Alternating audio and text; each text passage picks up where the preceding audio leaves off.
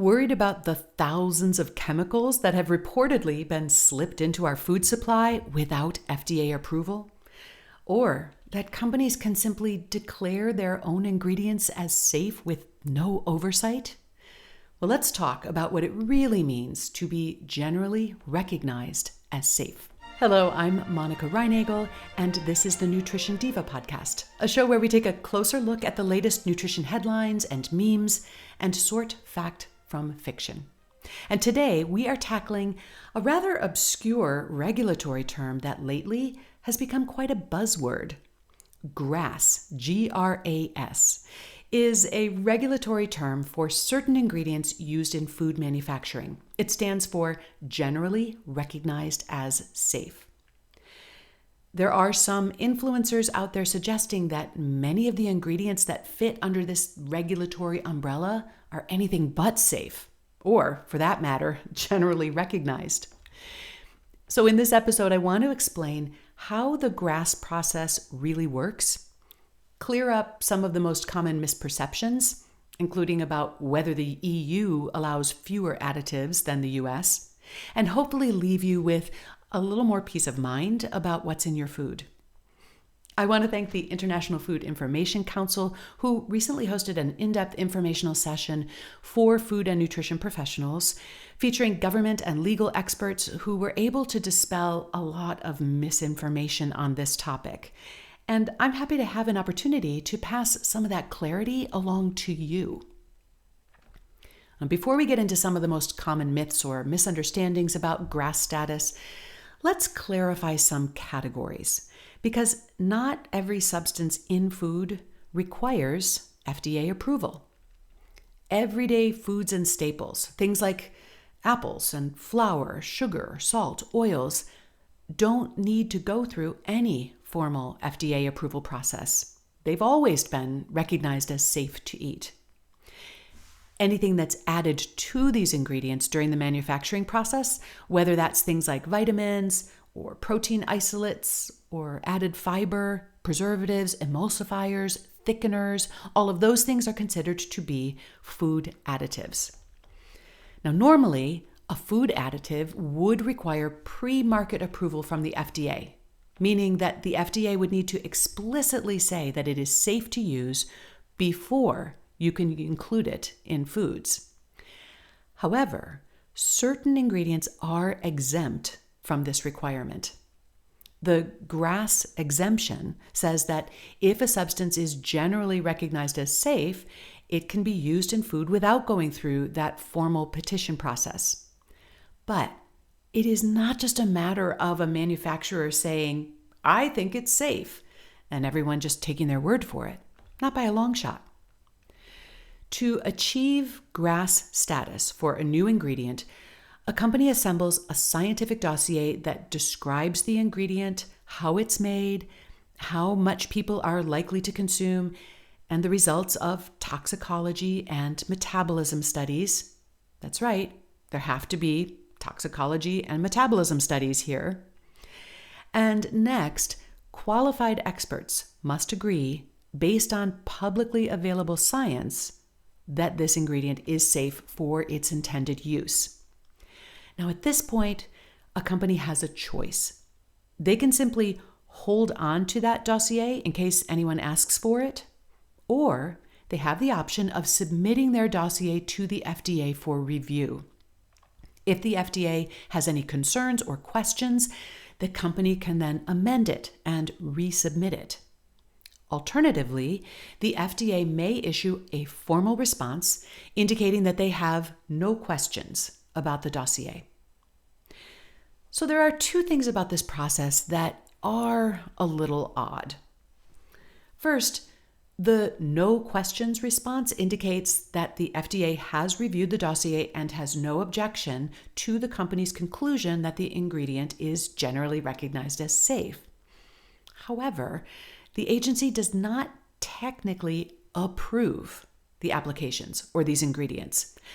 So when people say that these ingredients have not been approved, they're correct in the literal sense, but I think this is really just a semantic distinction. The other thing that is a bit surprising is that companies don't have to submit their dossier to the FDA. It is optional. And this is known as self-affirmed GRAS status. However, this is not just a matter of declining to participate in this process. The companies who choose to self-affirm have exactly the same burden of evidence as those who submit their dossiers for review. They can be asked to produce that dossier at any time, and if they can't, or it does not sufficiently establish an expert consensus, they may face serious legal and financial consequences. Now, in truth, the vast majority of food manufacturers do submit those dossiers. They want that no questions response on the books because it does act as a stamp of approval. And if there are any concerns about their dossier, they really want an opportunity to address them. And quite frankly, this isn't just a matter of integrity and public trust. It's also about avoiding legal, financial, and perhaps moral liability. Now that you have a basic understanding of how the GRAS process works, let me tackle a few of the most common myths and misunderstandings. First, let me just clarify that food colorings are never eligible for GRAS status. They must always go through the full pre-market approval process and get explicit sign-off from the FDA that they are safe to use before they can be used in any products. And there's also a lot less wiggle room than you might think. Let's say an ingredient already has GRAS status, but a company wants to use it in a different way, or in a different amount, or for a different purpose than was described in the original dossier. Maybe they want to use a different processing method to make it. Well, in any of those cases, it is back to the drawing board for them. A brand new dossier must be created to demonstrate that the new process or the new use is also safe.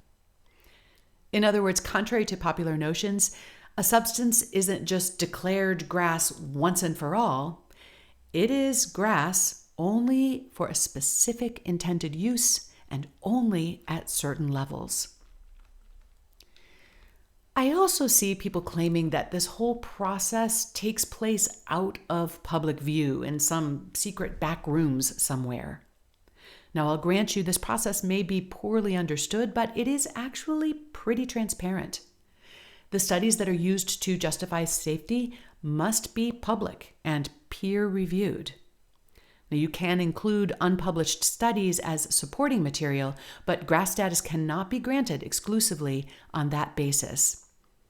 And the FDA also maintains public databases where you can look up any food additive and see its complete history and its current status. And I will include links to that in the show notes. Finally, let me address the assertion that the US allows ingredients that are banned in Europe. Now, first, it is important to understand that these two systems use different approaches. The US uses a risk-based approach, which means that they weigh both the ways in which a substance could potentially cause harm as well as the likelihood of harm occurring based on the way that it is being used. The European Union, on the other hand, often applies the precautionary principle, which may restrict or ban a substance simply because it could pose a hazard, even if only at levels that people would never realistically consume. Both of these systems are built on rigorous scientific evaluation. They just have slightly different philosophies of risk. And because these two systems sort and categorize food additives differently, it sometimes looks as if the US has approved a lot more additives, but appearances can be misleading. One of the biggest categories of food additives, for example, are the flavoring agents. And here in the US, these are included in the GRAS category. But in Europe, they are broken out into their own category. When you add up all the different categories, The number of approved additives in Europe and in the US is actually quite similar. And here's a fun fact. Europe has approved 15 synthetic coloring agents, while here in the US, we only have 9. The big picture here is that the GRAS process is not a loophole for sneaking untested chemicals into the food supply. It's a regulatory pathway that Congress created to recognize ingredients that experts agree are safe, either because they've been safely used for generations or because the science clearly shows a reasonable certainty of no harm. And these ingredients and additives are in our food supply for a reason.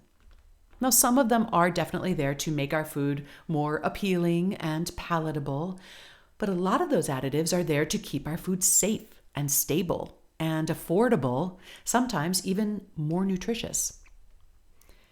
And while I think there's always room for improvement in regulatory processes like these, food manufacturers are actually highly incentivized to play by the rules and to make sure that their food products are safe. Recalls are a legal, financial, and public relations nightmare for manufacturers.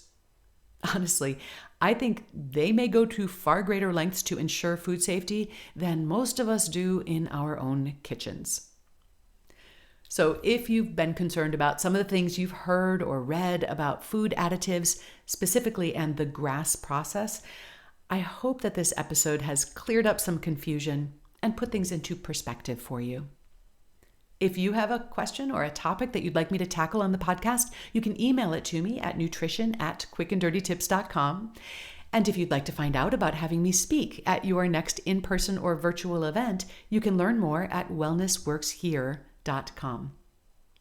Nutrition Diva is a Quick and Dirty Tips podcast. Holly Hutchings is our director of podcasts. Steve Riekeberg is our audio engineer. Morgan Christensen heads up podcast operations and advertising. Rebecca Sebastian is our manager of marketing and publicity. And Nat Hoops is our marketing assistant.